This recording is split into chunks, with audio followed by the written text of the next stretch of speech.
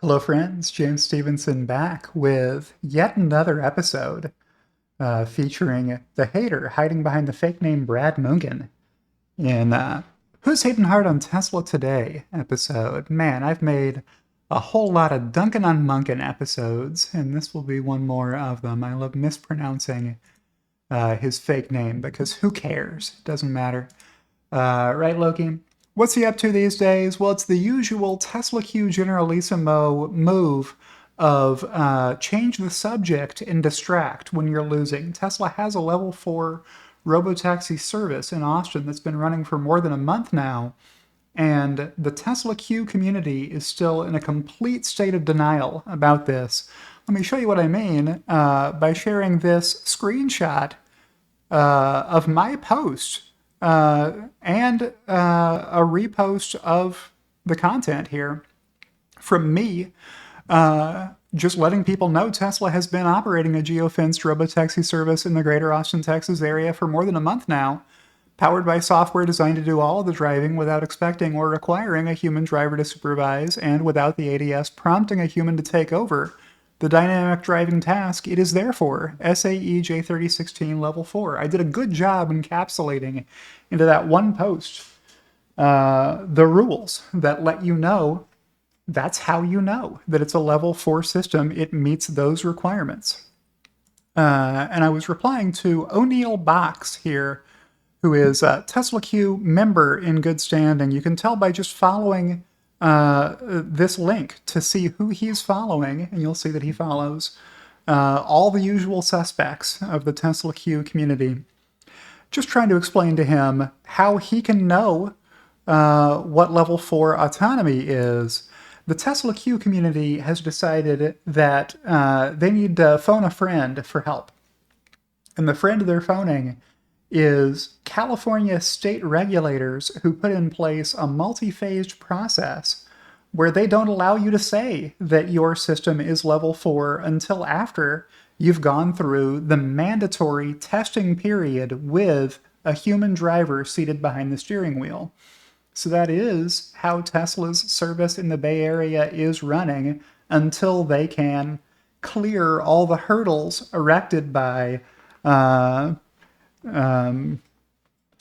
state legislators trying to prove their importance, I guess, by putting a lot of barriers between people who want to run driverless taxi operations and the people who would like to hail rides from them.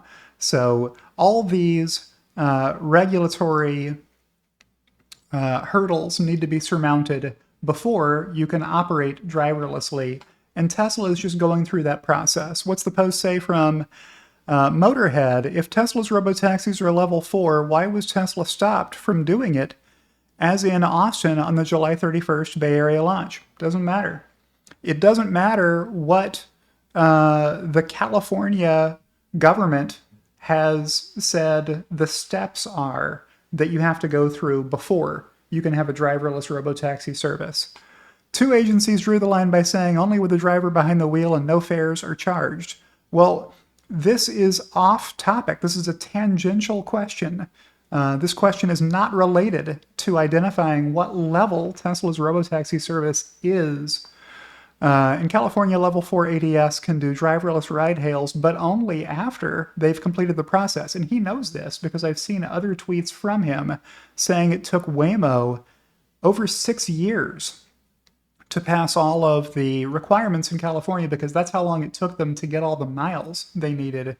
Tesla will be able to get that many miles in a far shorter time period. Of course, the way at Brad Munchen posted that he wanted people to think that it would also take Tesla 6 years. It will not, friends. So what do we have here? Well, these are the examples I've gone through in separate videos showing you how you can know that Tesla's robotaxi service is level 4.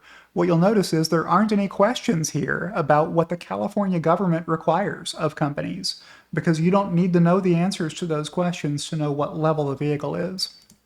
And the other example here are the top 10 questions used on X to misidentify SAE J3016 levels, And here at number 10, we see the question, has any given government/agency certified or approved it? That's a common myth. It's number 10 on this list because it's the longest question. I ordered them from fewest characters to most characters for the visual impact of the flowchart. Not from popularity. It's not the 10th most popular excuse. It may be the second most popular after number 8. How many people are monitoring or ready to intervene? This is maybe the most popular objection. People think somehow that the presence of a safety monitor downgrades the level from 4 to 3 or to something lower than that. And it does not. That's not addressed. So I replied to this character, did you give up reading before you got to the 10th bullet point, sweetie? Well, bless your heart. Here, see if you can understand this version. I made a special version just for the hater hiding behind the fake name Brad Munchen. Attention! Hashtag Tesla short seller hiding behind the fake name Brad Munchen. Has any given government agency certified or approved it? That doesn't tell you what level it is. After answering this question, you still won't know what level it is because the 4 questions you need to answer this question are on the flowchart that we saw earlier. And this isn't any of those 4. And here's a link to the document where you can go read for yourself. Don't take my word for it, friends. Go read the document created by the Society of Automotive Engineers, and it will tell you that I am right and that this guy is making and propagating FUD, as he has been for 6 years, about Tesla. If you followed my playlist, Dunkin on Munkin, for very long, you'll know that. Right, Loki? And with that, I will conclude this week's video by reminding you to like the video if you like the video. That'll recommend it to the algorithm so that it can recommend it to others like you who might also like it.